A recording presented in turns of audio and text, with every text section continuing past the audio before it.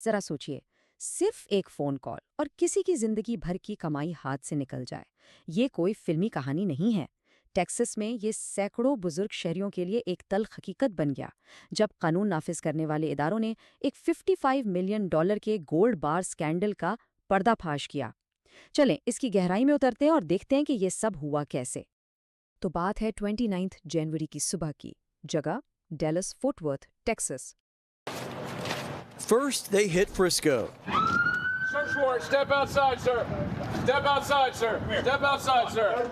Keep your hands up when we can see them. Then another raid in Irving. Sorry, top of your head. Sorry, top of your head. Dozens of officers from the Collin County Sheriff's Office, along with federal, state, and local police, conducted tactical raids on 2 jewelry stores that are suspected of taking gold purchased by elderly fraud victims and then melted down into bracelets and other items, which are then sold or smuggled out of the country. ہم بات کر رہے ہیں $55 million کی، ایک بہت بڑی رقم جو پورے ٹیکسس میں پھیلے ہوئے ایک منظم مجرمانہ نیٹ ورک کی جیبوں میں جا رہی تھی۔ لیکن اس کہانی کا سب سے افسوسناک پہلو پتہ ہے کیا ہے؟ اس کا شکار کون ہوا؟ 200 سے بھی زیادہ بزرگ شہری۔ یہ سب 65 سال سے زیادہ عمر کے تھے اور ان سب نے اپنی زندگی بھر کی جمع پونجی کما دی۔ ذرا سوچئے، کسی کو فون کال آتی ہے، دوسری طرف سے آواز آتی ہے جو کہتی ہے کہ وہ DEA کا ایجنٹ ہے اور اب ان کی گرفتاری ہونے والی ہے۔ ظاہر ہے کوئی بھی ڈر جائے گا۔ پھر وہ شخص کہتا ہے کہ اس سے بچنے کا صرف ایک ہی راستہ ہے، اپنی ساری جمع پونجی سے سونے کی سلاخیں خریدیں اور انہیں ایک کوریئر کے حوالے کر دیں۔ یہی وہ خوفناک حقیقت تھی جس کا سامنا ان بزرگ شہریوں کو کرنا پڑا۔ تو یہ کوئی عام سا دھوکہ نہیں تھا، بلکہ یہ ایک بہت پیچیدہ جال تھا جس کا ہر دھاگا بہت احتیاط سے بنا گیا تھا۔ چلیں اس کرمنل نیٹ ورک کی گہرائیوں میں اترتے ہیں اور دیکھتے ہیں کہ یہ پورا سسٹم آخر کام کیسے کرتا تھا۔ تو یہ اسکیم کام کرتی تھی 5 سٹیپس میں۔ سٹیپ 1، اسکیمرز گورنمنٹ ایجنٹ بن کر اپنے شکار کو فون کرتے۔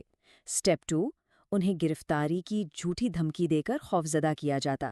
سٹیپ 3، پھر انہیں مجبور کیا جاتا کہ وہ اپنی ساری جمع پونجی سے سونے کی سلاخیں خریدیں۔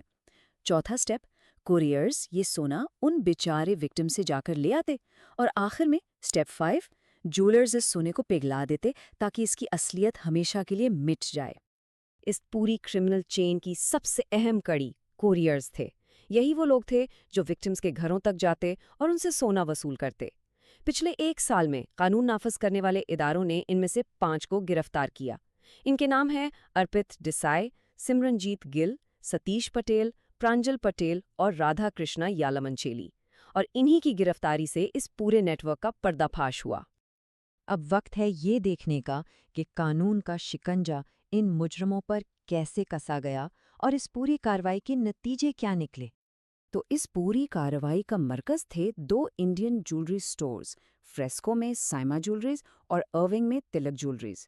ان پر جب چھاپے پڑے تو دونوں سٹورز کے مالکان کو گرفتار کر لیا گیا جو اس پورے کرمنل نیٹ ورک کے اہم کردار سمجھے جا رہے تھے۔ ان چھاپوں کے بعد ہوا یہ کہ اس کرمنل نیٹ ورک کی کمر ہی ٹوٹ گئی۔ کئی گرفتاریاں ہوئیں، لاکھوں ڈالرز کی نقدی اور سونا ضبط کیا گیا، سٹورز کو سٹاپ ورک آرڈرز دے دیے گئے، مطلب کام بند۔ اور ایک اہم بات یہ کہ ان کی بزنس انشورنس بھی ان نقصانات کو کور نہیں کرے گی کیونکہ یہ سب غیر قانونی کام تھا۔ لیکن سب سے اچھی خبر یہ ہے کہ یہ ضبط کیے گئے اثاثے انہی وکٹمز کو واپس کیے جائیں گے جن سے یہ چھینے گئے تھے۔ اس واقعے نے نہ صرف وکٹمز کو بلکہ پوری انڈین امریکن کمیونٹی کو جھنجھوڑ کر رکھ دیا۔ شرمندگی، غصہ اور دھوکے کا احساس، یہ سب جذبات سامنے آئے۔ آئیے دیکھتے ہیں کہ کمیونٹی کے لوگوں کا اس بارے میں کیا کہنا تھا۔ ایک شخص جو خود بھی اسی طرح کے فراڈ کا شکار ہو چکا تھا، اس نے اپنے درد کو کچھ اس طرح بیان کیا۔ اس نے لکھا، میں خود بھی جسمانی تشدد اور اسکیم دونوں کا شکار ہوا ہوں۔ میں جانتا ہوں کہ یہ کیسا محسوس ہوتا ہے۔ یہ کامنٹ اس بات کی یاد دلاتا ہے کہ ان جرائم کا اثر صرف مالی نہیں ہوتا، یہ لوگوں کو جسمانی اور جذباتی طور پر بھی توڑ کر رکھ دیتا ہے۔ ایک اور شخص نے کمیونٹی کے اندر جو غصہ اور شرمندگی تھی اس کا اظہار کرتے ہوئے لکھا، یہ انتہائی شرمناک ہے، بزرگوں کو ہر قیمت پر محفوظ رکھنا چاہیے، یہ میرے والدین بھی ہو سکتے تھے۔ اور یہ کامنٹ اس گہری تکلیف کو ظاہر کرتا ہے کہ کمیونٹی کے اپنے ہی لوگوں نے ان کے بزرگوں کے ساتھ دھوکہ کیا۔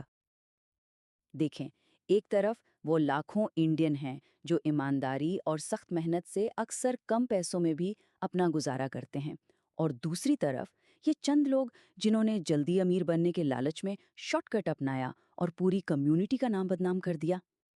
اور یہ کہانی ہمیں ایک بہت اہم سوال پر سوچنے پر مجبور کرتی ہے۔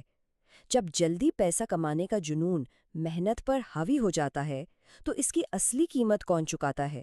صرف جرم کرنے والا یا پھر پورا معاشرہ؟